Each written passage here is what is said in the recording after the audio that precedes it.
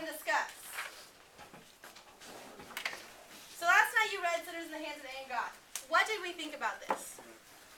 It was violent. It was very violent. That guy's Antichrist. What? That guy is Antichrist. He's Antichrist? Yes. He was a priest. I mean, he was a minister. He was trying to... Yeah, like 90% of this entire thing is about hell. Yeah. What's the best way to get people to do what you want?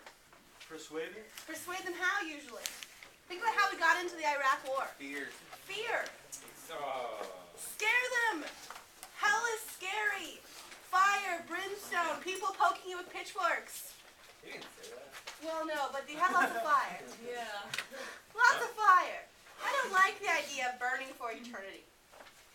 I think, okay, so this is a true story. When I went to Catholic high school, and my freshman year, I'm not Catholic at all. Not religious in a little bit. It was a really good school, so we went there.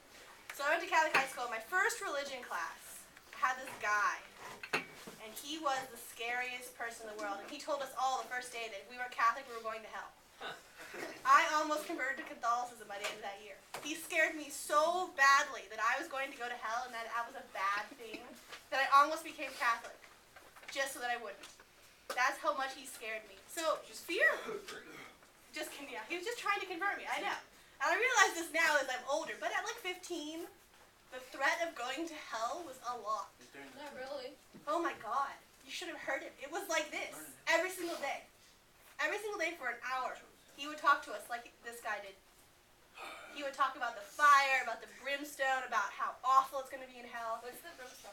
The brimstone is like, basically like sulfur, and it's like really hot rocks that smell really bad. It rains down on you. But so he's using fear. How did it affect you as you read it? How did you feel as you read it? I didn't want to read It felt hot. You felt hot? You didn't want to read anymore? So, how did you feel? He was trying to make you feel something. So how did it make you feel? this. Angry? What about you guys over here? How did it make you feel as you read it? You read the story? Were you happy at the end? No! You weren't supposed to be happy at the end. This was an hour-and-a-half long sermon. You only read a very small part of it. Can you imagine sitting for an hour and a half listening to someone tell you you are going to hell? And that the only reason you're not is because God loves you so much. And that if you do anything to piss him off, he's dropping you. You had those great images of like the hand, you have like little people in the hand, and God's holding us up, and there's like fire down here.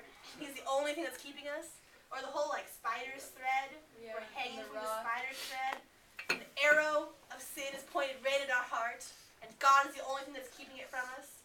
Like these are some violent images, and they should have evoked some very kind of violent feelings in you. Shouldn't have been a happy thing to read. I see it. You see it? No, no, I could picture it. no. The school system's trying to convert us now. No. Then why is all this in the book? Why did you put us like in the beginning with all the Genesis about and God. stuff? So the reason why we're reading about God is, remember, we're reading about the Puritans. Oh. And this is the whole like beginning of our society. The whole beginning of the United States All right. is the Puritans. I don't like it. And I don't like it much either. But it's fun, and it's scary, No. and it's kind of creepy. The funny part about it.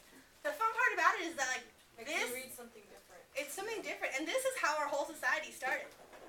This kind of people. Ew. Yeah. And it kind of makes you be like, maybe this is why we're kind of screwed up. Maybe. Possibly. You never know. Yeah, like worse. All right, you can turn it off now.